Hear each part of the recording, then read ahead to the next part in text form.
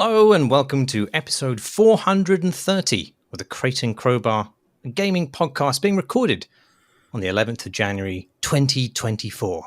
And a happy new year to everybody, apart from the 2,619 games industry people who have already been laid off in the first 11 days of January. I'm Marsh Davis. I'm joined this evening by the large language model we trained on Chris Thurston shortly before he died of tooth crimes at the end of last year. So welcome, Automaton. Thank you. I'm a Python input. Do you have any garbled or possibly libelous opinions about games that you'd like to regurgitate? I'm afraid I'm not allowed to comment on current up-to-date models, as my data is based on information from the last time I looked at Twitter 4 hours ago.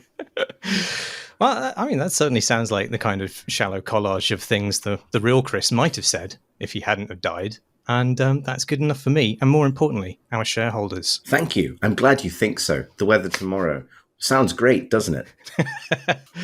Perfect. It's me. I'm back. How are your teeth, Chris? They are all still in my head. Oh, that's a mistake. Yeah. Well, one of them's got to go. One of them's got to be taken out back and shot. But I'm going to wait until I'm through a present writing deadline before doing that, because I know my priorities. You know, I can't afford to get knocked out for a day by a dentist. I've got to write words about stuff under one NDA condition or another, or I'd explain more. But yeah. And that's why you should be replaced by a machine who doesn't feel pain. Yeah, indeed. I mean, some part of this process certainly should. You know what I mean? Like there are certain efforts here that I could offload. And honestly, also, while the counter argument might be that a certain amount of pain is part of the creative process, and the stress we experience as creative people when making things ideally of meaning for other people is part of that meaning and contributes to it. I don't think wisdom tooth pain counts. I actually found out that a colleague at work had incredible wisdom tooth pain at exactly the same time as me, and it was the same tooth. And that is a degree of like cross-disciplinary game dev alignment that I think is too far. We talk a lot about how to keep people on the same page in a big project over time. Lots of different disciplines engaged in it. That's the endless story of games development for everyone I know on teams of any size. But it turns out possible to be too aligned. I certainly think it's definitely been the case this year. I don't know if it's been similar for you, but I had a nice break in many regards, and then came back, and my first week back realized, I'm knackered still. And I don't know if I've been noticing this more and more since probably the years of the pandemic, but like when you feel like, I think I'm probably the tiredest person in this room, and then you look around and everyone's just feeling exactly the same way. Because it can't be that can't be something that's happening in the psychosphere, can it? That can't be some, wound in our psychic gestalt causing us all to be knackered, can it? Maybe it is. Well, Alex wrote an interesting piece on his blog. I don't know if you saw this, about how, because he got COVID at the end of last year, and his recovery was very, very slow, and he went through this period where he was angsting about it, wondering whether he was just being a wimp. Because, all of society is, and governments are telling us that we're being wimps, and we should just get over this thing. But then he luckily had technology to prove that he wasn't being a wimp, and that I think his Apple Watch was monitoring his available levels of oxygen in his blood, and they were rock bottom for the entire duration. It apparently synced up perfectly with how he felt as he recovered from that. Yeah. But I'm sure everybody, nearly everybody in the world who has undergone this disease and are now being told that they need to be fine. I mean, that cognitive dissonance by itself, even putting aside the symptoms of the actual illness, must be wrecking people's mental health. Yeah, I mean, I think it's. I mean, this is obviously a bouncy subject to kick off the first podcast to 2024. But I do think. I mean, I've been thinking about this recently for my own case that, and to not talk about fun video game things for a moment, but I think I've become better at recognizing. And this is maybe specific to me. I don't know how universal this is, but I'm generally pretty bad at recognizing what my brain and body are telling me it needs. I'm a creature of routine in a lot of ways, and I'm hopefully capable of developing healthy routines. But sometimes that can come at the expense of, heeding why it is you might be tired or stressed or anxious in a given moment. And that can get so kind of bundled up and commodified as part of, programs of mindfulness or other sorts of things. And actually, I found it sort of helpful to try and get down to just the basics of like, how do I feel right now? And why do I feel like I feel that way? And it can be, and usually it's I'm hungry or I'm tired, or I need a break from the things that I feel like I have to do. But all of that presupposes that it is safe and secure to do those things, to take that break or to have a sleep or get to bed early. And I feel like and I appreciate, I live in a tremendously privileged position and I'm very fortunate in many, many ways. So I can only speak from that extremely limited lens. But I do have this feeling that whatever social or societal safety net has traditionally existed to support people both in this country and the UK and certainly in America as well, among people that I speak to regularly, it's just it feels far less there than it's ever been. You know what I mean? That it's sort of eroded to a point of, the things that keep you safe are the fortunate position you may have found yourself in with regards to home, job, other forms of support. That there's nothing else. And I don't know how true that is, and I don't want to sound doomsaying, but actually the dentist thing, the tooth thing, as much as we've dwelled on it, because it's certainly been on my mind, is actually a really good example of this. Like just the fact that it's like now, frankly, impossible to get a dentist on the NHS in the UK. That's just gone, right? It's a postcode lottery to the point that like if you live in like a handful of places in the UK, maybe. Otherwise, literally stories in the papers this week of pensioners wrenching out their own teeth with pliers because there's no dental treatment available to them. And it's like, not to get too political on this podcast, but fucking hell, like I'm very lucky I can afford private dental care. I do not take that for granted. But Jesus Christ, late capitalism, truly the worst. Would an AI have said that? I think not. Well, the AI would not be allowed to tell you how to deal with it, and nor am I. So, yeah. So anyway, so I didn't think that would be the note to kick things off on. But there's literally no way to segue from that to any of the things we want to talk about. What fun distractions have we coddled ourselves with lately?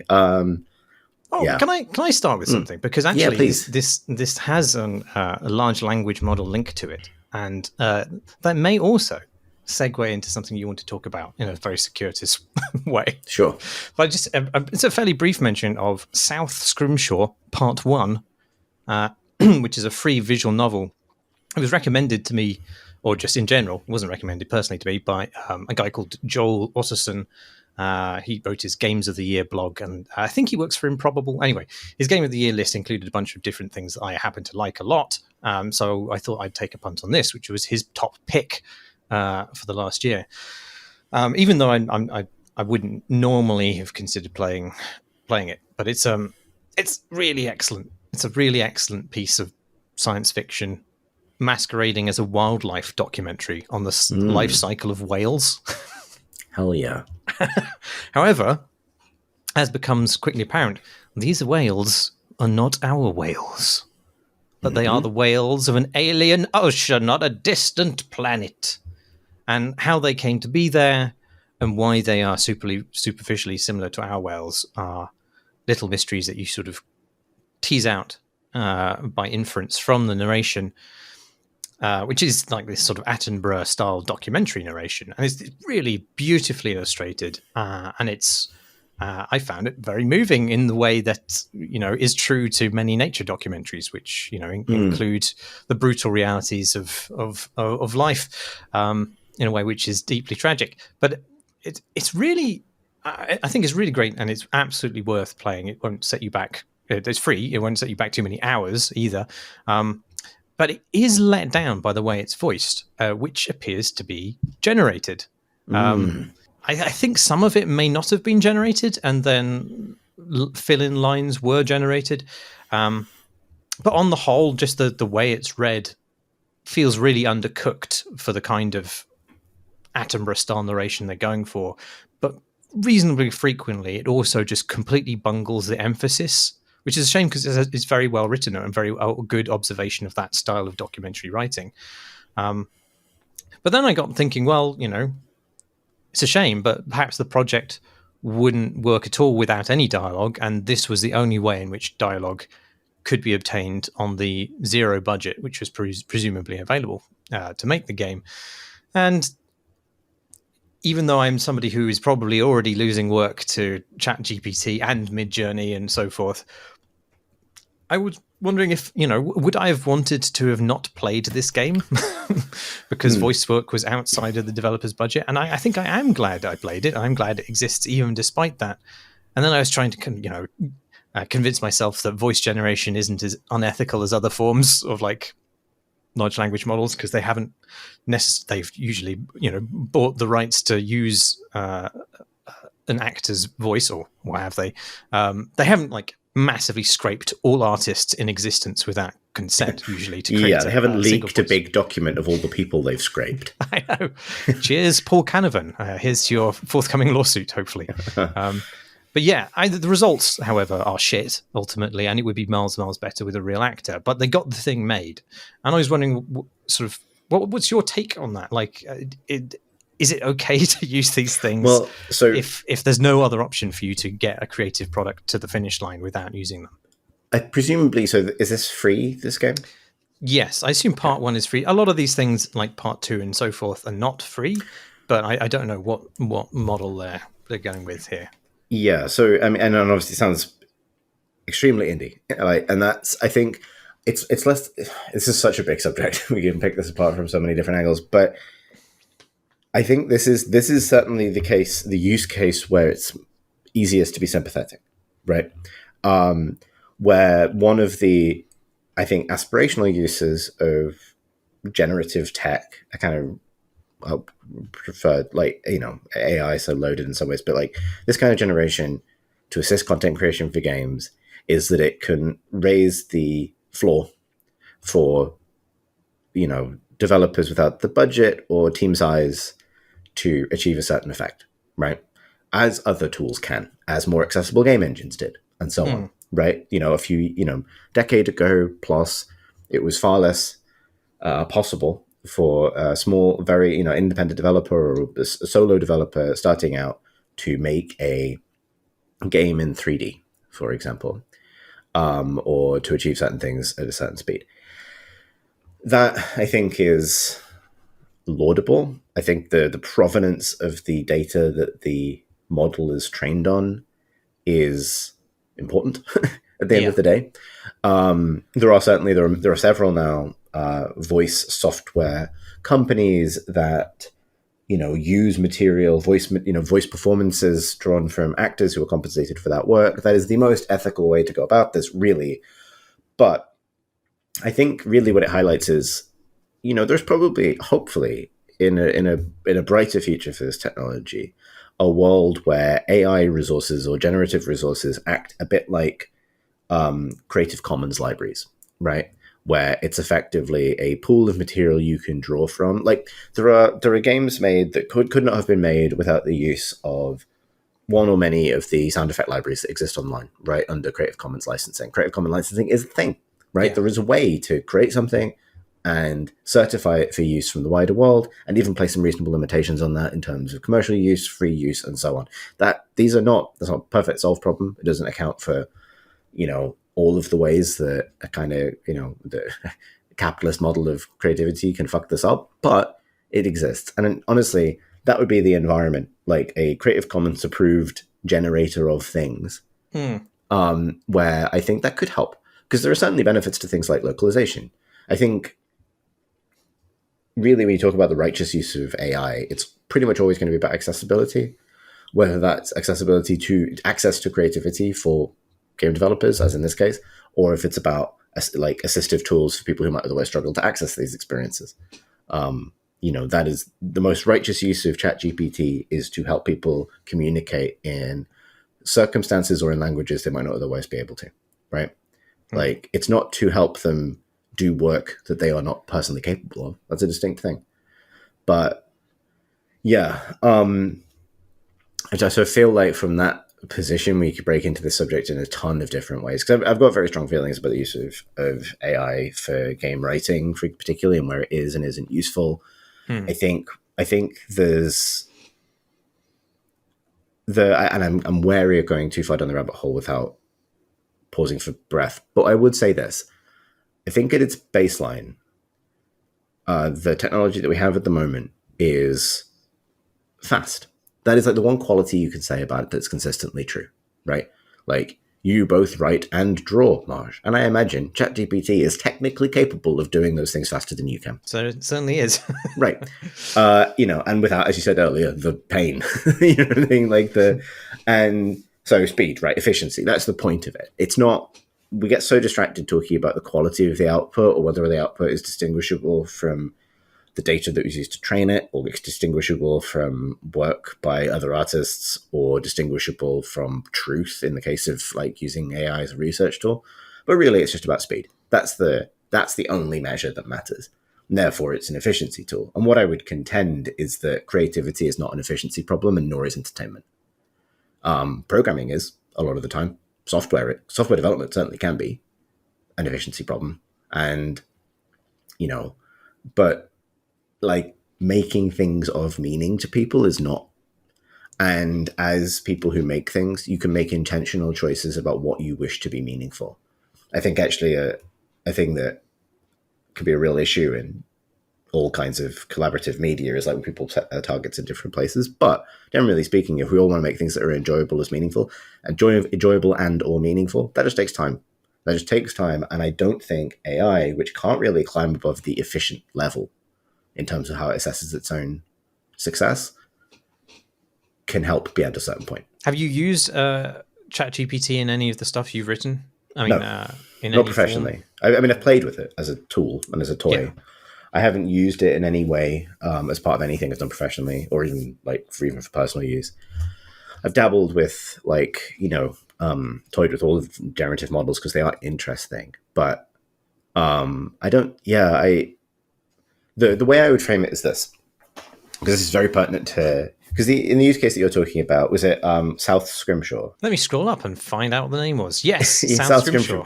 Like in that case, that is being used to provide an entire feature that, let's say, was inaccessible to the developer, right? Like, can't get an actor for this, can't afford it. Fine. I mean, there's probably other methods, frankly, but whatever. In the case of, the way I see it is, if you're willing to automate the production of something, then you either don't care about it very much because you're not willing to invest in it, either time or resource or money, or you need so much of it that it becomes too expensive for it to do it manually. Right? One of those two things kind of has to be true. You either don't care or you need tons of it. But if you need tons of it, then you are explicitly, in the context of game creation, but this would apply to other contexts, you're also creating, presumably you need tons of it because you intend for players to encounter tons of it. Right, you wouldn't need tons of it if your design scaled in a way that didn't require tons of content of a particular kind. If that is the case, then we loop back around to you not caring about it, because it's then something that you expect the player to see tons of, but you don't really care how it's made. and at that point, I think you just reassess the design of your game, because you're just saying like, well, it's a bit like, I don't know, this isn't going to fly unless we fill it with packing peanuts to a certain extent. It's like, well, maybe just don't. Like yes. Maybe build something else. Like that's when you think ahead with this tech, it's like the use of it is answering a problem you shouldn't have in a robust design a lot of the time. Now, the thing that fills in there is expectation, like where genre expectation or competitor expectation is like, well, and we're getting towards this example because I know it's looming on the horizon. Other games of this kind, other competitive shooters have extensive voice acting. We're not doing that, but in order to be seen as a peer in this space, in this genre, we have to have it. Therefore, we get back to efficiency problem. But still, I think it communicates not really caring about the thing. And I wouldn't normally get kind of ad hominem about like that, because I really hate ever saying the word lazy with regards to game development, because fuck knows it's not.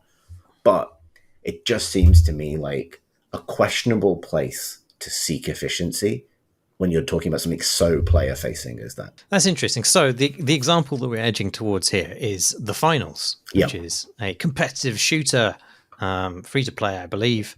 And they've said, you had to correct me about this earlier, because I thought that they had used generated voices as part of like an extended, not exactly a beta, but like the early stages of their live game while they're still trying to figure things out. So they can be super reactive. They don't need to book sessions with VO artists in order to change something that, you know, would otherwise take them a couple of minutes. And that seems like I can see how that is a really desirable use case, because during the early stages of any live game, things change a great deal, and you do want to be agile, and you don't necessarily want to wait for voice lines to be recorded and come in order to be able to make big changes. So I don't really know how I feel about that. But then my assumption was that they were intending to ultimately voice the lines properly in due course. But I now know that's not the case. Yeah, I don't know how I feel about that. You've actually played the finals. I can't seem to boot up a single game of it because the servers give me an error every single time. Huh. But you know more than I do. Is it acceptable in the way it comes out in the game? Like, yeah, like I really want to talk about that. I played a lot of the finals, and it's really the game I want to talk about. But let's talk about the AI side of it first, because I think it's really interesting as a case study. It's made me wince in sympathy in a way where it's like, ooh, this feels, because I can't think of too many games of it's not hugely high profile in the sense of like a AAA thing from a major publisher. It's by Embark Studios, which is, I believe, headed up by Patrick Soderlund, who used to be EA. So it's not a small company by any means, but certainly it's a mid-weight developer punching up, I think, having had a big success with this free-to-play shooter. And there's lots of things I want to say about it. I think it's really interesting. And it's clear that like they've also, I think they're one of the first games that I can think of to openly talk about using AI to generate a big chunk of the content in the game, in this case, all of the voiceover. And I think there's a few angles to draw in on, like, rather than getting kind of lost in obviously I'll talk about the effectiveness, but you can tell it's generated. It's impressive. Like, certainly it's impressive. Like, technology is impressive, but there are the things that you say. There are weird intonations. There's a flat nature to the performance, and I don't want to like. There's that uncanny valley effect that a lot of AI generated stuff has at the moment, whether it's text, art, or otherwise, where it's like close enough, but the nth percentile that it's wrong makes all the difference. The other thing is, if I'm wrong about this, I would happily be corrected if there's someone at that studio who would correct me on this. I think the text is AI generated as well. And I think that's the thing that kills it. I get strong suspicion that either it was generated and then edited by a human, which is the most common use case for it, or just generated, because there is a pattern to ChatGPT or this kind of text generation that you pick up over time. Like, it's fairly obvious, like strange repetition that isn't grammatically incorrect, but you wouldn't write, where it's something like, there's like the setup for the game is like it's a futuristic VR game show, and the levels are sponsored. There's something of like Trackmania to it, something of Wipeout to it, like that kind of thing. It's all like a show that's being put on, and they'll be like, thank you to our sponsors, and then occasionally, and there's two commentators and they talk to each other, and one of them will say, like, the lines aren't dynamic like they are from pre-recorded set, and you hear a lot of repetition, but one of the lines will be something like, real mayhem in the arena today, thanks to our sponsors. And then the other one will say, yes, thanks to our sponsors, there's a level of mayhem that wouldn't be possible if it wasn't for our sponsors. And it's like, that's not incorrect, but I can't think of a professional writer in games who would write that, right? Like, yeah. I mean, that's the opposite of the use case I was describing, really, because the use case I was imagining was where there's a specific intentionality in the writing which has to change, like tutorializing something. Something in the UI changes, they have to change the line which tutorializes that. That's the situation I was imagining where generated voice would become useful. If it's just bump, then just get somebody to write that stuff. Yeah, so they are doing that other thing as well, right? There are a lot of like events in the game, things that can happen, like random modifiers, and it is cool that the voice is sensitive to that, right? The commentators will call it out when like a new modifier is in play or something like that. Obviously, in the moment, I have to explain what the game actually is to kind of make this make sense. But that stuff, there isn't so much of it that it needs to be like super dynamic. They've definitely given themselves room to change it, but it's notably flat. Like it is, the writing is notably lifeless, I think, and it doesn't feel like an aesthetic decision.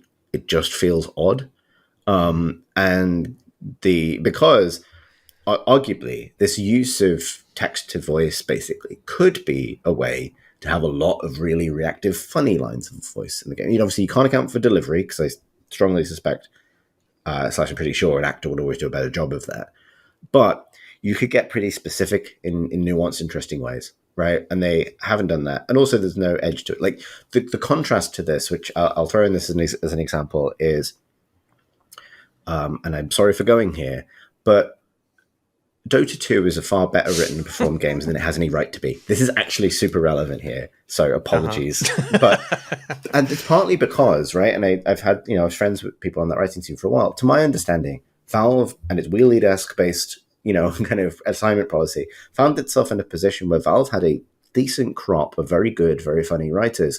And, not like, and there was no reason for them not to contribute to Dota 2, right? To write extensive, agonizing puns, to write weird microfiction into the game, to fill characters' voice lines with tons of really specific references and conditional moments, all of those things that you'd expect to be enabled by text to voice in another context. In that case, they had a big raft of voice actors come and record it all.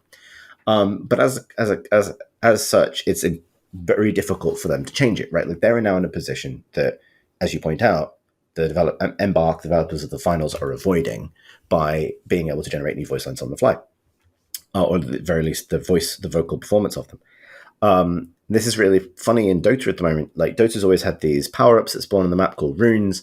One of them since the dawn of time has been the double damage rune. It's a double damage rune. It gives you double damage. That's what it does. For the first time in the time that since I've been playing the game recently, an epochal moment has happened. It's not double anymore. For balance reasons, it's now basically 160%, and it applies to some other abilities, and it applies to some like magical attacks and things that it didn't used to apply to. And so now calling it the double damage rune doesn't make any sense. So it's now called the amplify damage rune. That makes sense, except 10 plus years ago, a whole bunch of very funny writers wrote fucking tons of voice lines punning on the double damage nature of the thing. And so they haven't removed any of that. So loads of characters. So, you will pick up the amplify damage rune, and a new player playing it today would play that, and their wizard they're controlling will go, double damage, which is wrong. and you can't get like John Patrick Lowry back in the booth to go like, technically amplify damage. And so, that is the situation that they've dodged with the finals. But there's a value provided to Dota and its feel by the amount of daft jokes, for example. It just makes it a little bit of a livelier place to spend time that I don't think the finals can achieve because it's kind of flat and characterless. And there are moments where it's like, this would be a loud enough game if this wasn't happening. And that's part of it. What I will say, and I think this is to kind of land it on a practical thing, I think it's really interesting if you read the Steam reviews of the game, watching the use of AI become a stick to beat the developer with. And if I were to be more mercenary for a moment and like zoom out from that and be like, well, what would developers have to concern themselves with? It's that the use of AI is being interpreted by people who want to criticize the game as evidence that the developers are cheaping out on the game, that they're underinvesting in it, right? Because from player perspective, they're not, and obviously these aren't reasonable positions, but I think you can take the temperature of how something is affecting the experience from how unreasonable people react to it. And in this case, it's, well, clearly the developers don't care about this game, they're using AI. Or clearly they don't have the budget to make this game better in the ways that I want, they're using AI. Now that is spurious logic, right? It clearly is. It's like the same as when someone says like, well, you could afford to add these PvP maps, so why haven't you added a new 10-hour campaign or something, right? Like it's that happens all the time, but it's grounded in how people are perceiving the development of the game, and it's interesting to me that the use of AI tech isn't like, wow, they've embodied cutting edge technology into this game. They must care about it. It's being taken as, wow, they've used a time saving tool, therefore they don't. And that's those are sides of a coin. And it's just interesting which way that's landed. And obviously that's a reputational thing. There's PR management that can happen there. But yeah, it's interesting that already the reputation of AI is like, oh, they've done this kind of cringe thing, which is the death knell for most things. But yeah. Yeah, I do worry how well, there's a mixture of different things. I mean, there's an intentional level of obfuscation about what AI is on the part of the boosters of AI, and they've been very keen to kind of consolidate as many different things into the brand of AI in order to promote it.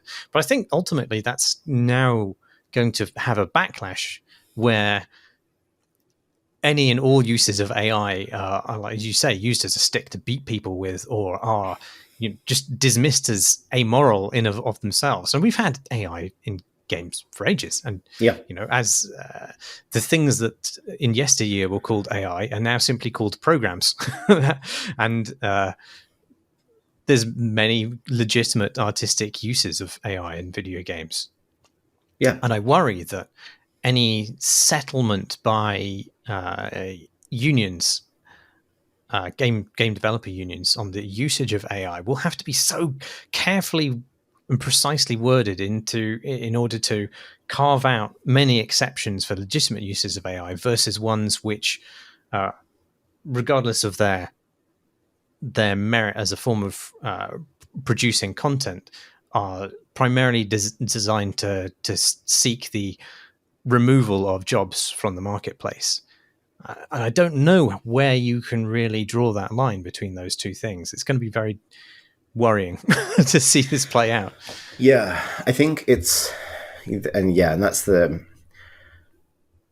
feel like I was talking to a friend about this earlier in the week.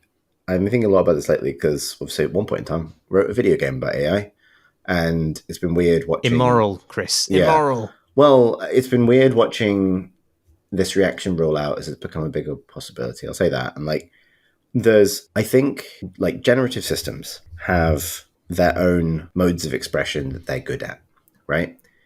And I think a lot of those are yet to be discovered. There's a tradition. There are artistic and literary traditions that this could plug into. Things like automatic writing, for example, that you can play with. How people have a relationship with text that was not generated by an author, for example, right? There's a fascinating impact on the way we think about how we receive information and interesting challenges to, for a long time. You think about the amount of work done in the 20th century by literary scholars to kill the author. You know what I mean? And then, then in a world where believable, truly generated tech, obviously the caveat there, the asterisk there is collaged out of existing material, but where LLMs didn't exist, and then suddenly it is actually possible to have an author-free text, and everyone's freaking out, the gods. You know what I mean? It's funny. It's very funny from a certain point of view. The speed with which Roland Barthes is spinning is, I think, an energy generating force potentially. But the reason I say that is I think there is a positive engagement with this, which is about finding the things that it's good at and leaning into them. And a lot of those things could be games, because interacting with reactive systems is a cool thing to do in a video game. What I feel like it's just marketing at this point, is this notion that these systems can or should accurately or seamlessly replace the things humans are good at and the perspectives that humans have. And I can understand why that's the marketing push, because it always is. The push is never, this technology will allow us to experience something we can't do in other contexts, or that we haven't experienced before. It is always, this will be a new frontier of realism, for example, or this will be a new, a more efficient way to replace something or automate something we're already doing. And the example I would give is, I feel like with the exception of something like the new Avatar film, the conversation around like photoreal CGI has changed dramatically since the days when people were saying the word uncanny valley all the time, right? And once that settled down, the trends in cinematic animation, at least, are nothing to do with like an arms race towards realism and everything to do with interesting uses of the medium, right? Like I'm trying to think about like, you know, the debate around CGI photorealism era from like the circa the release of like Polar Express versus, I don't know, the Spider-Verse films, right? And like what people find kind of worthwhile in that medium when the sort of the tech fervor calms down, which is often about leaning into the strengths of the medium. Anyway, I don't get too lost in that. I just think that trying to replace a human concept artist with an AI is pointless. Treating AI generated concept art, if it was ethically produced, as a counterpart tool that does something different has merit to some extent. Yeah, I mean, I think that's possible, but the problem the companies pushing AI have is that there is no obvious profit incentive for people to do something interesting and different, whereas axing workers is a very obvious profit incentive for bosses. And this is, I mean, AI itself, at the scale that they are producing the large language models, they aren't cheap and they aren't free, even though currently they are to the end user in a lot of cases. But it's just that the costs, the massive costs of them are currently being underwritten with the hope that those companies become massively profitable in the future. And the only way in which they see the kinds of profits they need is by offering bosses the ability to massively axe their workforces. And then once that has happened and there is a reduction in talent that can do this work otherwise, then the cost of AI will rocket back up again. Well, and all of these businesses that thought they were making hay by axing their workforces. Wow, that's a mixed metaphor. I drop hay when I die. I don't know about you. That was interesting. That was like in the finals where people burst into money. This would be the kind of the death state in Farming Simulator where people just burst into hay. And a donkey comes and lazily chews at you. But yeah, all the companies that currently think they're, wow, yeah, let's get rid of our workforce and let's double down on AI. They're going to, I mean, it's not going to be, they must be able to predict this. If an idiot like me can, then that profit margin isn't going to exist for very long once they are effectively captured and de-skilled their workforce. Well, it's almost like, I mean, it's funny. I want to say something fucking radical now. It's almost like when you're trying to discuss the creative merit of a technology that is being developed and touted by people who depend on, imagine there's some BBC air quotes around the words I'm about to say, stealing and lying to inflate the valuation of their companies in order to get technology funded that they can then sell to other people who want to wreck their companies and savage the output of their creative enterprises in order to themselves cash out. And when the combination of these two craven acts results in the widespread destruction of both, functioning creative enterprises and people's individual lives and careers, that's bad, right? It's like, no. It's like I really cannot discuss past a certain point the merits of a certain new kind of crayon when I know that it is made in the puppy grinder. Like, you know what I mean? Like, even when we all understand there is a different way to make this crayon. But unfortunately, the man with his hand on the lever, he just can't stop cranking. He just can't, and he won't. And the system demands that he never stop. He just has, yeah. Um, like, yeah, it's grim. I mean, it's pat to say it, but it's really like an assistive tool that should make our lives easier and less expensive. Is not something that should be entrusted to capitalism. I'll just put it that way. Like, it can't be trusted with this. You know, it really can't. I say it there. I mean those dudes. Well, now we've solved that issue. Oh, Perhaps fuck. you could tell me about the experience of actually playing the finals. Yes. So yeah, because I wrote in my notes for this. I've written two sections. One is this game's really good, and the other is called vibes failures. And the under vibes failures is just the phrase AI, and we've covered that. It's taken us 40 odd minutes, but we've covered it. There's one other, but I'll get to it. So the finals is really interesting. Like, I will say this, right? Like, they have built, I think, one of the most interesting new multiplayer shooters that I have played since Titanfall, easily. In terms of giving that familiar feeling of, if this game had emerged in the late 90s or the early noughties, it would now be considered a classic. You know, it's in that Counter-Strike, Tribes, Team Fortress territory of threading together a whole bunch of different systems and feeling substantially unlike any other game, I think. And that's really rare. And definitely to be celebrated. So the setup for the finals is this. You are competitors in a future VR game show. You enter in teams of 3. You enter destructible environments that are drawn from real-world locations of the past, present, and future. So Monaco, 2014, for some reason. Seoul, 2023, Las Vegas, 2032, and so on. And all pretty attractively realized. The art style is somewhere between like something like I said, Trackmania, like in Mirror's Edge and a few other things, with the exception of the character models, which I'll get to. But yeah, that's it. That's the only other vibes failure.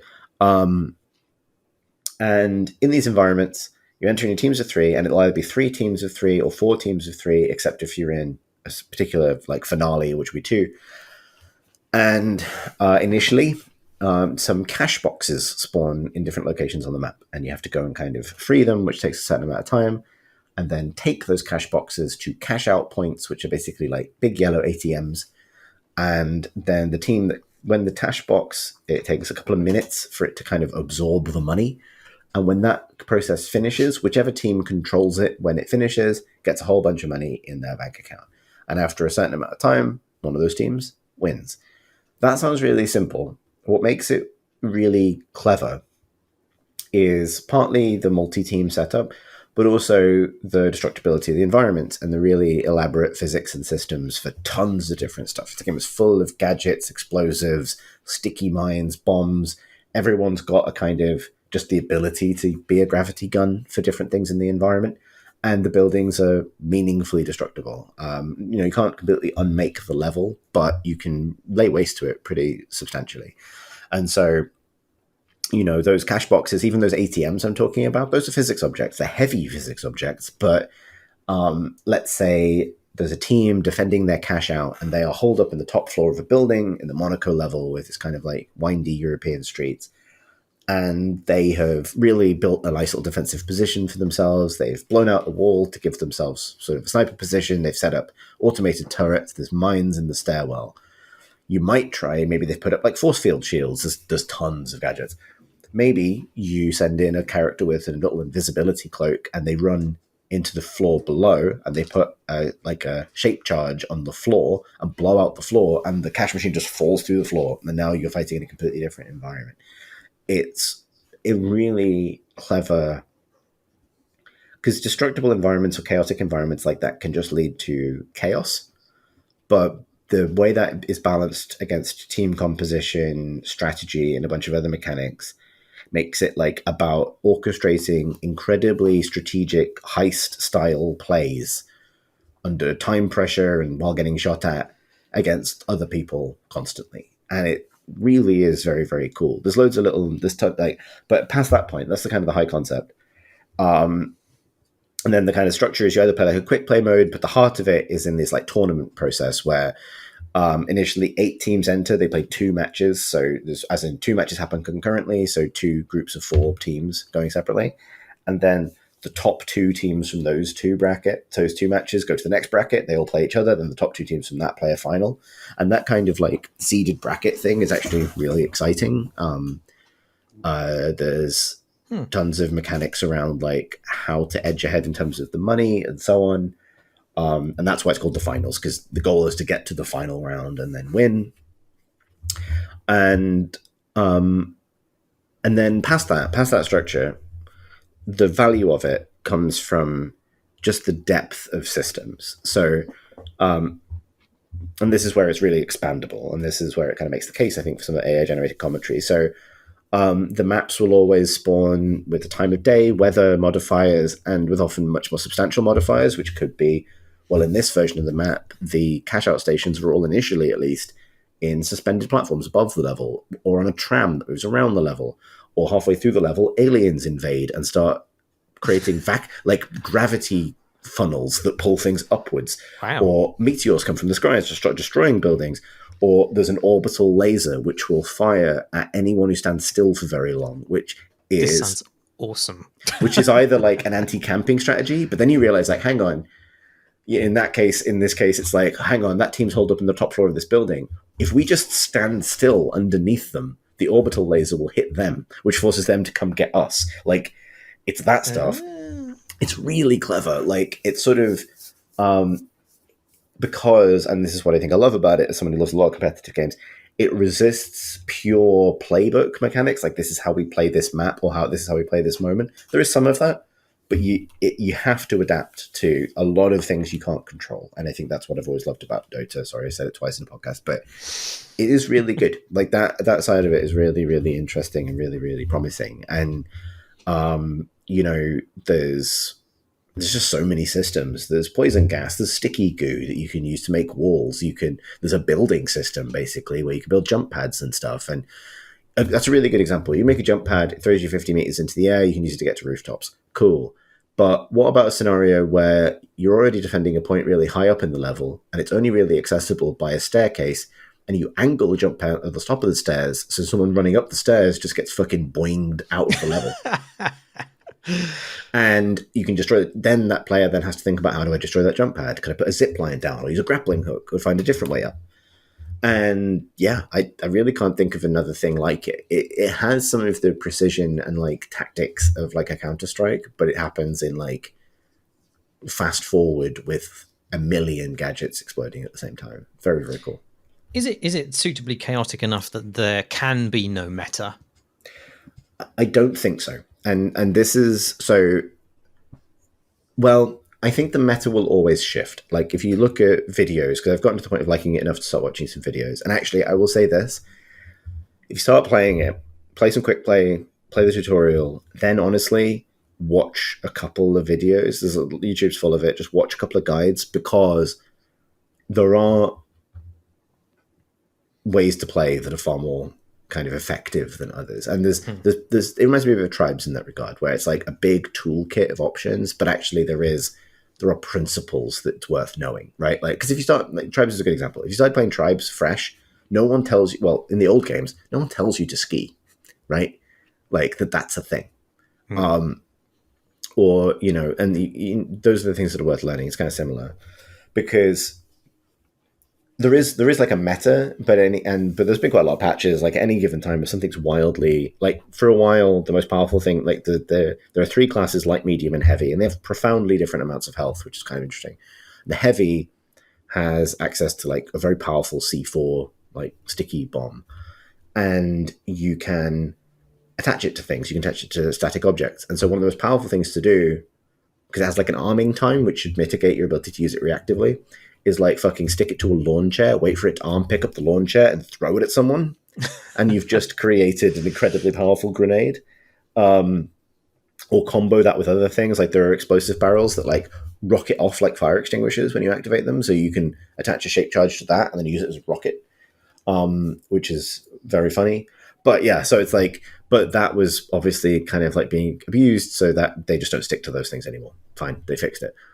I think the meta will always move around, but what I will say is, it is unforgiving. Like it is, and this is where. So I remember I said this in chat after I started playing it because I know that Jamie's been playing it and Graham's played a lot of it. I was like, I don't know if this is a great game or it's complete dog shit because it's really good. It will make you feel fucking awful. Like, it is utterly unforgiving. And truthfully, also, every decision they have made makes it more grim to not be doing the right thing. Because I'll say this, like, so, and the caveat to this, I haven't, like, managed to play it with friends yet.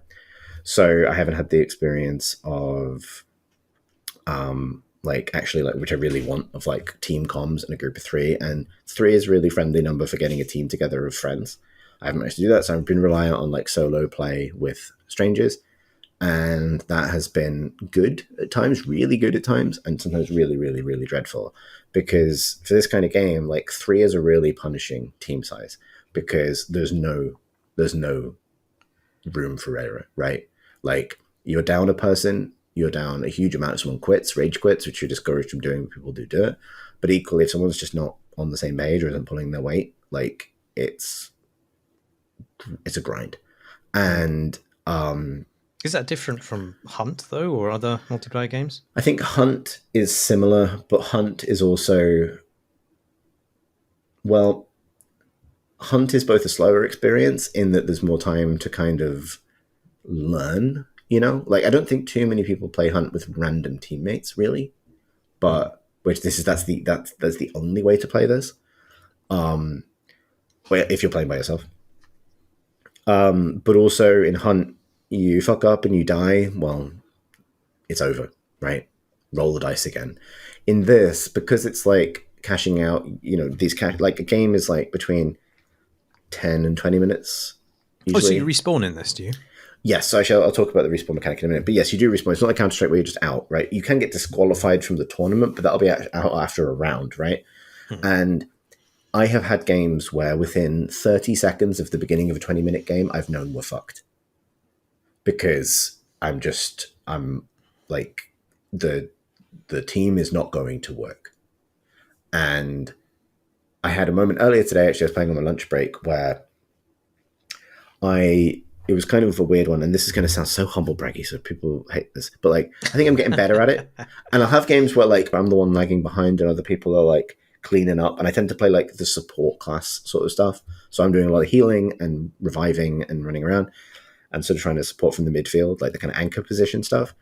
And then I had a game earlier today where I was carrying incredibly hard, and I took a screenshot of it because I think when I ended the game, you get like you get scores for like combat, support, objectives, and so on. And I had like 4 to 8 times by myself what the other 2 people on my team had. Mm-hmm. And we got to the final round because I managed to do a steal in the last minute that flipped us into the top 2 of the semifinals. And then in the final round, it completely collapsed because I was just with 2 dinguses, and there's no other way to describe it. They're just sweet little dinguses. They couldn't be blamed for what they were doing. They were just running, jumping, and shooting. And there's a lot more to game than that. And it was like, he's run, shooting, and dying. Run, jumping, shooting, dying. Not reviving, not doing anything else. I accidentally pressed the button on my standing desk right then, made my whole desk go down at moments. That was alarming. And I say that in full knowledge that there's been scenarios where it's me, I'm the dingus. But this is not a good game for dinguses. It's just not. You know, like if you think about how Overwatch is designed, for example, there's some. It can be very sweaty. It can be very sweaty, but there's give in both the scenarios and the size of the team. Yeah. If you're feeling slow, if you're very hungover, or just feeling like a bit of a dingus today, you can just stand on the fucking cart. You know what I mean? And you might not shoot anyone, but you've basically helped. You know what I mean? You've helped more than you've hindered because you were standing near the fucking thing you had to push. In this game, you're either like in or you shouldn't even be there. It's very, very, very, very, very sweaty. And that, I think, is the source of its great appeal. I think it's interesting that they're still making them like this, frankly, particularly a free-to-play game, particularly a Battle Pass supported free-to-play game that in other ways is incentivized to be maximally accessible. But yeah, I think I would I think that would go away if you're playing with friends and people can kind of like advise on things and kind of like develop strategies and stuff. With randoms, and this is probably why I shouldn't dwell on it too much, it just feels like a roll of the dice sometimes. Like I've had a really good team where you just sort of silently communicate with each other and just like coordinate things right, and it feels great. And then you just have those moments where it's like, oh, I'm trapped in this game now because I don't want to quit, but I can't win from this position, and that's the weakest thing about it, I think. You kind of want to just give up, but you can't. Which is ironically something I defended in Dota, but I don't defend in this. I can't explain that. When do you think you'll know whether it's good or bad? Is it coming to a head in any way? I think it is good. Like I think it is. I think I say that because I've now won several times, so like I feel. But I think because so many of my frustrations with it are alleviated by playing with friends, which is a really obvious thing to do that I haven't been able to do yet, that I think punts it into good territory. Also because I'm constantly discovering ways to play it that completely change how the game feels. Like the light class can have a sword, and if you're running around with a sword, it's just a different game, and it's really fun. And like I think the moment you know a game is good, if it's like where like someone's like, here's a build video that uses the Heavy's goo gun and riot shield deployable to make you a turtle, and you're like, yeah, that's video games. Like that's the good shit. I really do like the sound. I mean, although you've made it sound quite intimidating, I do like the sound of the amount of variables disrupting high level play, such that maybe there's a chance that, I mean, like you said, even though you were accompanied by two dinguses, you were able to pull off a steal. And obviously, not to dismiss your high level play, Chris, but like maybe that was more possible in this game than other ones because the playing field was somewhat leveled by the emergent chaos otherwise occurring because of the I think if you are in, like, that's the thing is like it can be a twitchy shooter, right? Like that's part of it, but actually your ability to pass and interact with the emergent chaos strategically is really what makes a difference. And that's the part I really like because I'm not the best FPS player, certainly not anymore, like in terms of how accurate I can be, but I feel like I'm quite good at reading a map. Like in those kinds of games. That's all I've got these days, Chris. Right. And that's the thing is like, if you can behave with intent and make the right strategic calls, then you can get a lot done. And actually that's something I really appreciate about it is even when you are in a High-Dingus scenario, you can make a difference as an individual. And that like, so actually I'll explain it because I think its revive system is really interesting.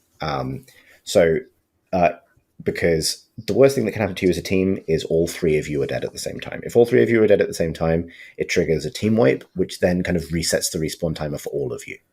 So it's like an extra timer on top of the one you would have had just for dying. And it also, in most modes, it deducts 30% of your team's cash. So that's bad. And like, it's a way to knock leading teams off their spot pretty quickly just to target them and try and get them down. When a player dies, they enter the respawn queue, and they drop a statue on the floor, like a little figurine of their character. And in the competitive modes, in the quick play modes, you can respawn eventually as many times as you want. In the quick play modes, everyone can respawn twice, I think, normally. But you can be revived by your team if they go to your statue and just, classic hold E on it for a certain amount of time.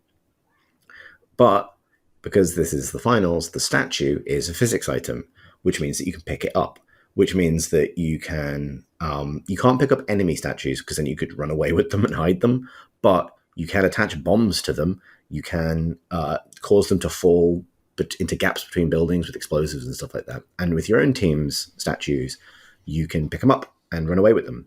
And so this is, I think, really, really cool because it means that like, the medium class, which is the one I play the most, has like a defibrillator which instantly revives people. That's really powerful. But a really valid technique if you're playing is like the twitchy little ninja, the light class, which everybody under the age of 10 plays, as far as I can tell. Because it's also it's the sniper and the stealth class, which is a dangerous combination to put in the same thing. Wow. that class like has, one of its selectable abilities is like an invis thing, and a way to like suddenly like save your team is to go invisible, run through a firefight, particularly because there are multiple teams in play, grab a statue, dive out of a window, run away, hide in the bushes, res that player, go invisible again, find the other one, and then bring everyone back.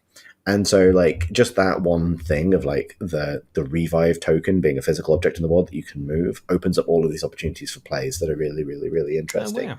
Or like I tend to equip like a gas mine, like a proximity gas mine, and I always try and keep one off cooldown, because if I down someone and I don't know where their team is, I'll gas mine the statue. And that means that if someone tries to pick it up, it'll blow up in their face, it might kill them, but at the very least I'll hear the damage tick and know that they're there. And that's Rainbow Siege feels to that. Yeah, it is. It's very, very cool. And so that stuff I think feels really, really good when you pull it off, or when you because I think the thing it's testing is your ability to pass chaos and make and strategize, rather than, I mean, being able to shoot accurately is certainly a thing, and there are many twitchy avenues to take that in the game. But very, very, very cool. I say I initially got this game confused with the other game by Sega where you go to space and steal Funko Pops, it seemed. Was that the cancelled one, High-Dingus? Yes, yeah. It had a very similar name. But the more I've seen in this, I've sort of gone on a kind of roller coaster with how I feel about vibe-wise. It's like the first kind of reveals of the characters you can play. I was like, wow, that's a fucking cool character design. That looks awesome. And then you saw another one, I'd be like, wow, that's a completely different but equally cool design. And then the third one, and you're like, okay, you can play as like ninja Swan Lake ballerina, and then just this deluge of incredibly characterful designs. I don't know what that is, which seems to have overtaken games in a big way, largely courtesy of like microtransactable hats and so forth. But I find the sort of the gestalt of a really varied playable lineup of characters to be instantly exhausting now. So hang on, are you saying that about the finals? Yes, yeah. Because the finals has the opposite of that. What? Yeah, no. There's no real unifying theme to all of the different characters you can play. They're just normal people in pajamas, or in like athleisure gear. Like there's no like the cool ballerina, for example, is like the skin you get at the end of the current battle pass. I see. Well, I mean, I don't, because I haven't been able to get into a single game, so I don't know what the actual characters look like in the levels. But in terms of all of the media they put out in advance of the game, it's been all of these extremely characterful. Right. That is not the case in the game at all, because to look any different from the default models takes extensive grind or paying money. The default models are incredibly placid looking, generic, photoreal-ish human beings in Squid Game styled sort of jogging pants and a athletic top. That's it. Everyone looks like that. There is no differentiation, and it's really deeply uninspiring. Like that was the other thing that like the vibe failure was like. I think I agree with you that like we really let the artists loose on this one, and look at this incredible range of characters can be exhausting. The opposite of that is we didn't.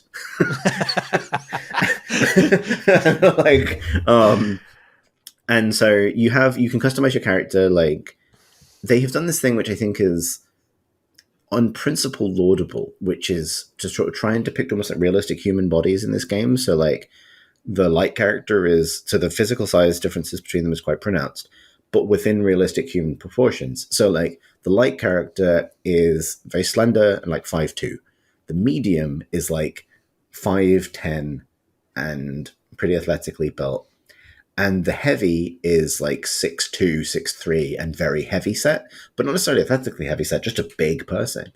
And all those characters can be masculine or feminine, and there's no sort of gender selection, so it really is just masculine and feminine bodies and then masculine or feminine faces, and you can mix and match them however you want. I think that's all laudable, except it has no personality. at all. Like, so much so that, like, I'm not really engaged with the battle pass, but, like, I bought a cosmetic set off the store because I played enough of it to justify spending, like, a tenner on it. And I just was so sick of everyone looking exactly the same that I just wanted to look different. Because it does a lot to try and celebrate your characters, like the animations for spawning and the start where the teams are introduced and all that stuff. And it is just, it looks like someone imagine a cash grab Squid Game knockoff video game made exclusively using Unity Asset Store assets. That's what the character side of finals looks like. That's almost misselling the game entirely based on what I'd seen in the trailers. Yeah, in the trailers and stuff, you're seeing characters that are decked out in cosmetics that no one actually has. Right, yeah. It's people like a fox's face mask made out of a glitter ball and things like this. Yeah, all that stuff is in the store. You can buy it. My character has a motorbike helmet with like a light up LED front. Like if, I don't know, like a safety conscious Daft Punk.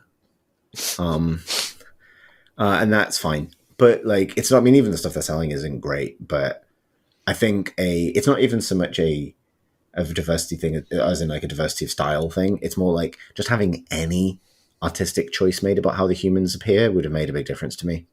I think hats off to their video production team, at least, I guess. Right. Yeah. I mean, and you know, I think truthfully, like, because the other thing about it, I would say, is like, it is a free to play game. It is I think you can ignore all the cosmetic stuff, but the time it takes to unlock all the different weapons and gadgets, I think, is a detriment. I'll say that one mark against it is like there's no reason. Part of the joy is experimenting with the depth and breadth of its tool set, and it will always feel bad when you go online and it's like, here's a fascinating build I found. And just by the rate of unlocks, you know that to get the two, like the weapon and the gadget you would need to try that build is like 4 or 5 hours of play just to do that. It just doesn't feel worth it. So like, I mean, you do unlock things at a clip and like, I'm getting through it, but yeah, gating in a systems rich game like this, gating access to those systems always sucks. That's my hot take on that. Yeah, more hats, more quickly, so people look less boring. Don't make me work quite so hard to gain access to the breadth of the game that has been made. That's my feeling on that. I want to play it. I really want to play it. Yeah, I've been trying to play it since like I wonder what the issue Friday. is.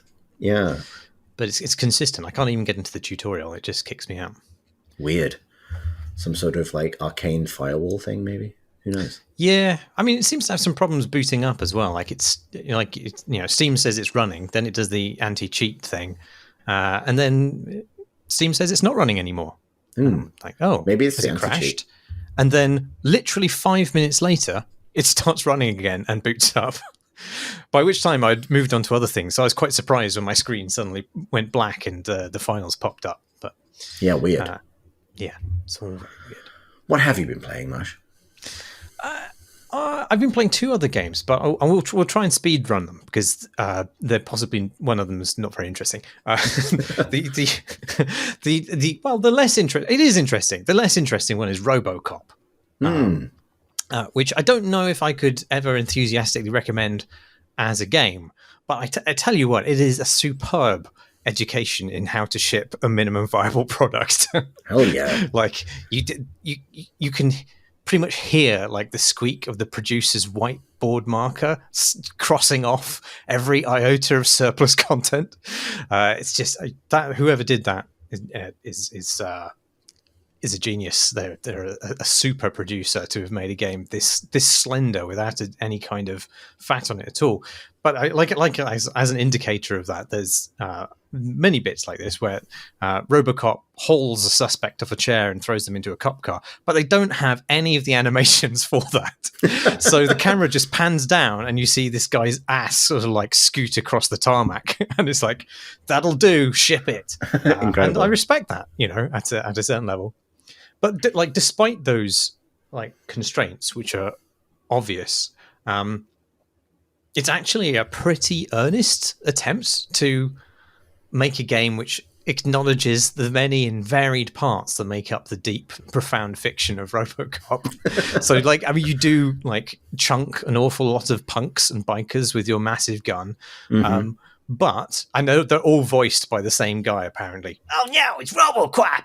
That is the only ethical way to do this, we've established. Yeah. You're not getting fucking Chat GPT, because the irony there would cause the game to crash. Well, yeah, that's true. But I mean, actually, talking of chat, it's a very chatty game. I didn't expect this. I thought it was going to be a dumb as balls shooter, and the shooting parts are dumb as balls. But there's a lot of the game which is like pacing back and forth across like really beautifully realized shitholes, or these kind of bits of Detroit which are crumbling and derelict, and they look great. Whoever did the environment design is excellent, and you're just solving crimes, and it's with words and dialogues. And there's even like long sections back at the precinct where you do things like going around and getting people to sign a get well card. Which is very funny. I mean, it's not actually kind of laugh out loud funny in the way it's delivered, but there's a sort of, and it also doesn't seem to know that the films were a specific satire. Yeah. Like, it doesn't know what that satire was directed at, but it knows. I mean, there's no real kind of hat tip. I actually watched Robocop again after playing this for a bit. There's no kind of like, there's a lot of like newsreel footage which sort of pokes fun at sort of like the jingoism of American power and how the media presents that power being pursued elsewhere in the world, and it's corporatism, and there's militarization of the police and all these other things that are in the film, and those don't really appear in the game, but there is like this understanding that Robocop is very silly and also apparently very nice. Yeah, he is. Although you can be bad Robocop or good Robocop you can kind of let people off crimes, and you have to choose between like upholding the law. Narc, shouts. Well, no, I mean, this is true to the film as well in some ways, because one of Robocop's directives, the ones that trip him up, are this dichotomy of upholding the law and serving the public trust. And so the public trust is, okay, you get community service for you're a wrong 'un, but you're on the right path, and or you can just slam them in jail forever. Or shoot them with your massive gun. Well, yeah, that's only your gun is only available in distinct action sequences, basically. I can't. Fucking hell! But it's a really odd action game, because Robocop is basically a very slow moving tank. And you do unlock an ability to dash at one point, but it is the most static shooter I think I've played.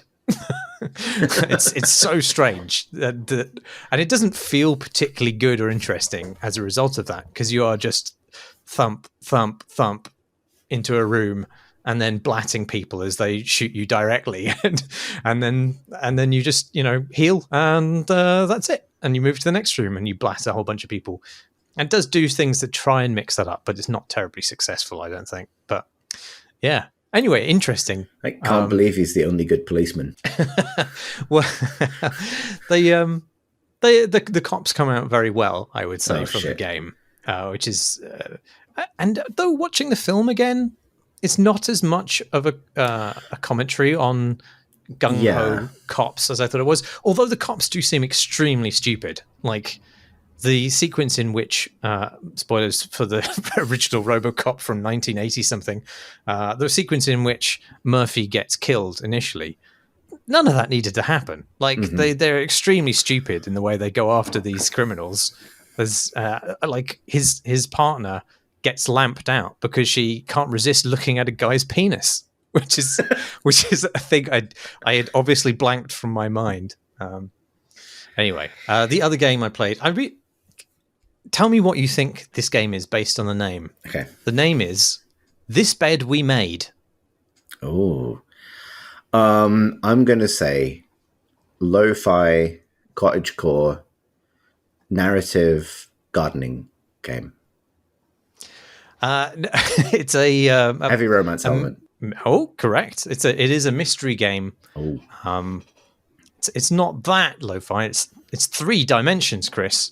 It appeared in my recommendations, and the title just bemused and alarmed me so much that I clicked through. And actually, it turns out it's a pretty great detective game where you are, and this makes sense of the title, an exceedingly nosy maid in a hotel in 1950s Montreal, and you go through people's stuff fairly unabashedly as you're cleaning the rooms, and you work out what the deal is. And this seems like a Steam game tag cloud that could get you in trouble.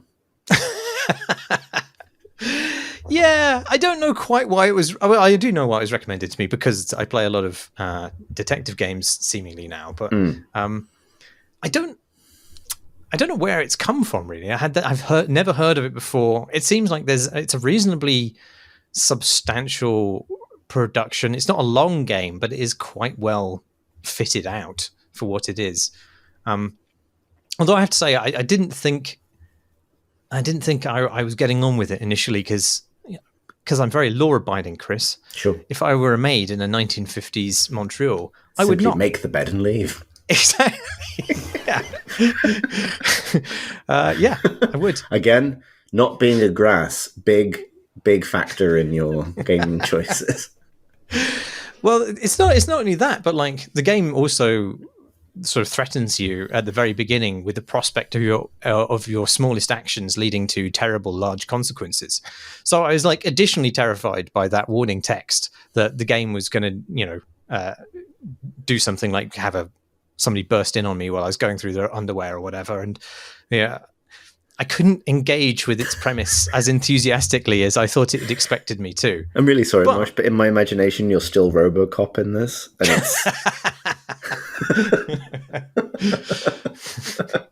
just slowly standing up from behind the bed. Mouth downturned in mild concern. Anyway, sorry, go on. Well, I mean, suffice to say, the game has to do quite a lot, therefore, to get me to be invested in the premise of rooting through people's stuff. And it succeeds because very, very early on in the game, you go into clean a room, go into the bathroom, and you find that the bathroom has been made into a makeshift dark room, which is full of photos of you, which is just as such an effective hook because it then makes your investigation of everybody's business like a matter of personal safety and necessity and not just of nosiness. And that carried me through into the larger mystery as it unravels. I won't say what that is, but like there's lots of evidence you can find. Obviously, it's very tactile, the game. Fixing bed sheets and scrubbing bathtubs and whatnot. And all of that evidence is meticulously logged in the UI. But beyond like just simply locating the stuff in the rooms, which isn't a terribly hard challenge, and there are some like minor puzzles in there as well, it's really the inferences that you make from that information that are the real puzzle. And it's very satisfyingly gauged at the right level of blatantness.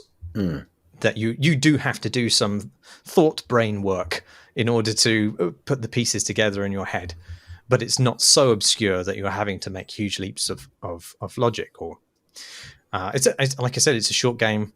I think I got through it in under 4 hours, and there are stark consequences for what you discover and how, but I'm not sure to what degree the game ultimately branches as it promises to do at the beginning. It seems like it does quite a good job of soft gating your progress on discovering key stuff. Maybe even hard gates some things, so you're reasonably guaranteed to come away with a rough picture of what's going on. But even then, in the end, I'm not really sure that what you discover is actually as important as your performance in a very final conversation tree, which you can then bungle by making what I thought were very uncontroversial sounding choices. Like, the differentiation between the branches of that tree that are presented to you were not sufficient for me to tell how those words would affect the outcome, which feels like they fell at the last hurdle, really. And it's particularly true because I looked up video walkthroughs to see how other people had done it, and none of them had got a better ending than I did, despite presenting more or less the same knowledge. And I don't know, there was just something about it. I felt like I left feeling the game like, well, you know, the consequences aren't on me. Like, I knew all the stuff and I gave answers that any normal person would, and it seemed to decide that the person I was talking to was going to make these decisions anyway. So I don't really know how else it can turn out. Yeah, that's an interesting one, really, isn't it? Like, because I have played, we don't have to go too deep into this, but over my Christmas break, I played almost all of Pentiment now, which obviously I appreciate. Is I did the tour of games I should have played a lot longer ago, and also Marsh's Games of the Year by playing Pentiment and Cocoon. But one thing I found quite quickly with Pentiment is I relaxed into a mode of playing it where I sort of accepted that I was going to A, fuck things up, and B, miss things. You know? Yes. Where I started to embrace that feeling of like, well, I'm just trying my best as the mode in which I was playing it rather than a failure to play it. Play it correctly, which is something I think it shares with Disco Elysium, actually, that feeling of like, I'm just fucking trying. You know what I mean? Yeah. Like, and I think Pentiment does some very interesting things with, like, you know, I think Pentiment avoids that feeling of like a massive escalation off a reasonable thing in, you know, you knowing that the information you have is imperfect and having to weigh up making decisions with it regardless, knowing that those decisions will have major consequences, if that makes sense, right? Like, you know, I think, I don't know, it might be that I'm bad at Pentiment, but I've never found myself able to feel fully confident in the judgments the game is asking me to commit to. But I take that I was very uncertain about whether I was simply bad at it initially. Yeah. But I think, having played it now, there is no better. There's a low ceiling on how well you can do. Yeah, it's about achieving, you know, the point of the game is the dramatic tension of not having perfect information, right? Yeah. Rather than the thing that is often the case in CRPGs, which is there is a perfect ending, you just got to work harder for it.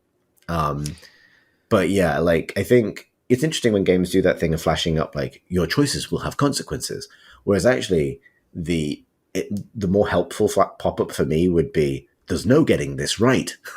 Yeah, I left this game wondering if there is a perfect solution that you can work out by picking up a sufficient number of clues, or whether there is a inbuilt unknowability to it. I suspect it's the latter, and it would be more useful to know that than to be threatened with the possibility of dramatic consequences altogether. Yeah. This is, you know, the thing I would say is like, this is a reactive story where the journey is the point. There are no wrong decisions. Go for it. You know what I mean? Like, well, there are, but you know what I mean? Like that sort of thing, rather than. But that's interesting because you're trying to train players out of a mindset developed elsewhere, which is ever the challenge, right? Like, people sort of assume that there must be a S rank ending, an achievement. But I kind of. I did enjoy that about Pentiment. I am enjoying it about Pentiment. The sort of, I definitely have hit a point with it now, and I won't say anything for spoilers because I think it's a very spoilable game. But where I Chris feel like I have figured out what's going on, but I have not done the right things to be able to exercise that belief in game in any way. I mean, I've angled myself towards this thing. And that the fact that it's not responding to my desire to press in a particular direction might mean that I, Chris, am wrong and I haven't finished it yet, so I don't know. But when I get a bit further, if that's a potential frustration, like where it's sort of the deliberate sort of imperfectness of your approach prevents you from using your actual agency to make progress, if you know what I mean, right? Where it's like, Chris figured this out, but Andreas Mahler didn't. You know what I mean? Right, like, yeah. But that aside, I think that sort of intentional, like, I've just fucked it up as an angle, it's actually really, being an imperfect detective is something that games are really good at that, like, whodunit fiction would struggle with, right? Like, you know, like a traditional whodunit, it'd be very unsatisfying if Poirot was just fucking wrong. Like, you know what I mean? Like, I think there are Poirot stories like that. But if it's like everyone's looking to him to make a decision, he points at someone, they're saying, it wasn't me, and they go to the gallows. and he's just that they're right. Like, it's just like, you shouldn't have trusted this to a mercurial little Belgian man. You just shouldn't. Like, he's very fucking charming, but he was incredibly wrong about who killed Grandad. You know, Yeah. You should have trusted it to Robocop.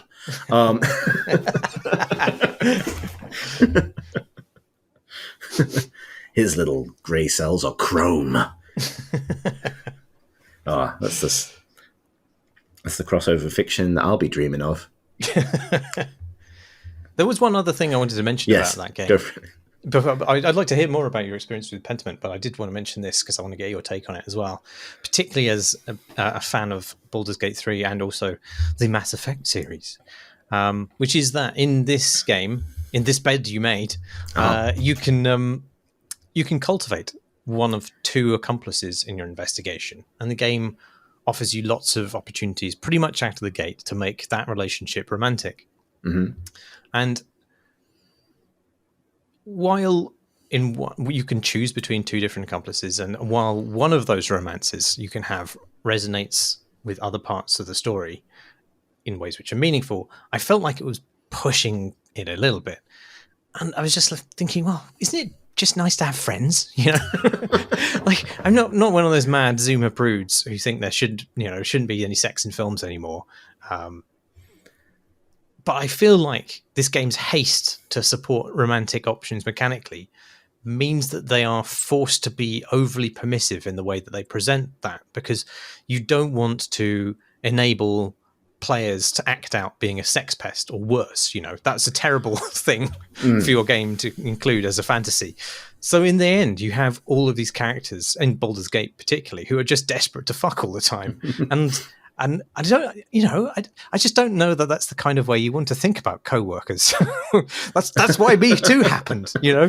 And there are people in life who you can be good friends with, but for whom a romantic relationship is just not within the possibility space. Like, it isn't a choice you make, or it's not an outcome of like a successful branching dialogue puzzle that you haven't quite cracked yet. They just aren't available for you in that way. And that's okay. And shouldn't these games which map relationships reflect that? So... I mean, yes, it's such an interesting question, because it's like games by design are like particularly these kinds of games, like narrative-driven role-playing games or mystery games, like high agency and relatively solipsistic, right? You know, you are momentarily the most important person in the world. Like that scene you describe of finding the dark room with photos of you in it is like that encapsulated, right? Like, to the point that you made about, hey, that recenters the story around you and your personal safety in a ways that makes your agency in the game feel better to use. It also is kind of confirmation on the game's part that, like, yeah, you're the main character of the universe right now, right? Like, right. Yeah. And which is often the fantasy of these games. And that is an accepted genre convention across most axes that you measure, right, in terms of like why you're fighting all these people and why it falls on you to save the world or whatever. But it's weird in a romantic context. It just is, because you're the only person in the world with any agency, which means you're basically the only person in the world who can consent to anything. Which means that if the potential romance options are out there waiting for you to take, then that's weird in terms of power dynamics in one direction. Or if the Baldur's Gate solution is basically the only one that's readily available to the genre, which is like, you're just fucking fending people off. You know what I mean? Like, you've been on the banks of the River Cayanthar for 2 minutes and you're fending Lae'zel off with a broom. Like, it's you know, it's the only fun way to make it happen is to be like, because Baldur's Gate's an interesting example of like, does a really good job, I think, of giving your companions all reasons to stick together. You've got a worm in your brain, while letting them all feel like each of them individually could be the protagonist of the game, because they literally can if you choose to play as them. And the reason they follow you is like never really explained. It's just like, you've got that energy of the person who cares the most about solving this. You know what I mean? It's like trying to book a restaurant for a large group of people, where it's like, you just find yourself arranging it because you're the person who asked. You know what I mean? Like, if you're with like an annoying number of people, let's say 9, and you say, do we want to get some dinner? And then everyone looks at you like the person who's going to organize it. That is what it feels like to be the protagonist of a Baldur's Gate or a BioWare game. I think, oh fuck, no, it's me, isn't it? Oh shit. Okay. Jesus, is everyone okay with, like, I don't know, is everyone okay with Las Iguanas? And they're like, no, I don't like Mexican food. Like, oh, for fuck's sake. And then it's like, Jeremy will remember that, and then he doesn't fuck you later. Anyway, that's the jokey point. But like, I think it's sort of, it's hard to combine player agency with that. I think you can tell a story about a romance where you in the game are role playing, right? Like interactive fiction, where it's about that and seeing it evolve, or where your character has a pre-existing relationship and the game asks you to experience elements of it as an empathetic function. But where there's a lot of choice involved, or a choice of romantic partners, I think it's weird. Because the other side of it is, I was thinking about this recently, like, I think, generally speaking, it's a high, like, the position you advance that, like, not all, the thing that makes a relationship, potentially a romantic relationship, isn't high initiative on part of one person in that dynamic, right? It is not a skill check or making the right kind of strategic choices. There are a whole bunch of dudes on the internet who would tell you that it is, and those men are the fucking worst. So I think games have to be careful not to accidentally foster a worldview where that's the correct attitude, right? Like, there's actually, like, I was seeing it today, there's a website, I was looking on the game's website, and it was like, here are all the romance options in Baldur's Gate 3 and how to pursue them, like what each character likes and dislikes and what kind of attitude to adopt. And that's fine. In the context of the video game, people want to know how to avoid closing off narrative options to themselves and stuff. I get it. In any other context, that's the creepiest thing imaginable. Yes. But yeah. But I mean, to bring it back to Pentiment, did you get the achievement for shagging all the monks? I haven't shagged any monks. It would, despite, like, that was a joke. So you can't. Oh really? Monks. Oh fuck! I would have. At least I don't think you can. I chose, like, hedonist as, like, one of my, like, his sort of vice, you know what I mean, like, where it was sort of Marla's background, but the way I am playing him is very, like, like empathetic and a bit wet, frankly. And so it's this strange combination of people saying, like, oh, they used to be a mad shagger, and, like, him going, like, I'm so sorry that happened, in a way that is almost too real, actually, to be honest. So, that's good. What else am I thinking about Pentiment? There's a lot of wonderful things about Pentiment. I think I want to finish it before I try and render an opinion on it, because I've been enjoying it as a kind of slow burn thing. Great Christmas couch Steam Deck game, I will say that. Just lying sideways, absorbing the stories. One point, my mum helped me solve one of the little, like, sort of cipher puzzles, and that was, like, a genuine little moment of, like, Christmas gaming. It's quite sweet, really. Yeah. Do you have any questions about that experience? I mean, I don't really have any. I'm desperate to know what point you are, but I think we'll have to discuss that offline. So I think I'm probably about halfway through. I think, but it depends. I'll tell you about it later, and I probably won't share this. Otherwise, Cocoon's good, isn't it? Oh yeah. Yeah, really is. I finished that. And I'll say this, and this is beautiful, made me feel very smart, incredibly satisfying. I played through it in, like, 3 sessions, I think. And I really love that it ends. Like, I think it's a really great measured arc for a thing that was very satisfying and got to the end. Because I think I'm too dumb for most puzzle games of this sort, frankly, like a Stephen Sausage Roll or something like that. My brain just fizzles at a certain point, and I cease to struggle past a certain point to engage with them. Whereas Cocoon gripped me for its duration, and I thought it was great. And then when I finished it, I realized that there's secrets you could go and discover, and I made my peace with not doing that. Yes, I did see an article saying all about the super secrets. And I was like, cool. That's fine. I'm glad that's out there for the people who want to do that. But yeah, I'm trying to think if I have a Pentiment take other than I'm glad to hear you say that me getting everything wrong is actually the way you're supposed to play it, and not just like a kind of skill issue. Like, you know. Wow. I mean, I that's the way I played it, as one of the, is it the 15th centuries? 15th century? 15th century's worth detectives. But maybe there's an alternate version of Andreas who absolutely aces it all. It's a good example of like electing yourself as the protagonist of a game, and you definitely shouldn't. Right? Yeah. It's like sticks his hand up and like, I'll solve it. And like, will you? And like, I'll be responsible for Jeremy's food choices this evening. Yeah. No. Exactly. Jeremy will remember that. Is that all the pod we have? That's certainly everything that's going to emerge from me this evening. That is the end of the podcast. If you'd like to send us a question, we may answer them eventually. You can send us a question to questions@crateandcrowbar.com. Yes. Oh, it's a wobbly one. All these recordings are uploaded as videos to YouTube. You can find those and other stuff by us at youtube.com/crateandcrowbar. Thanks as always to our backers on Patreon. You can back us too if you like at patreon.com/crateandcrowbar, or you can join our lovely Discord community, the link for which is on our website, crateandcrowbar.com. Don't forget to vote for your game of the year. That is currently in the offing, thanks to Kane and his hard work, as always. And that's it. I've been Marsh Davis.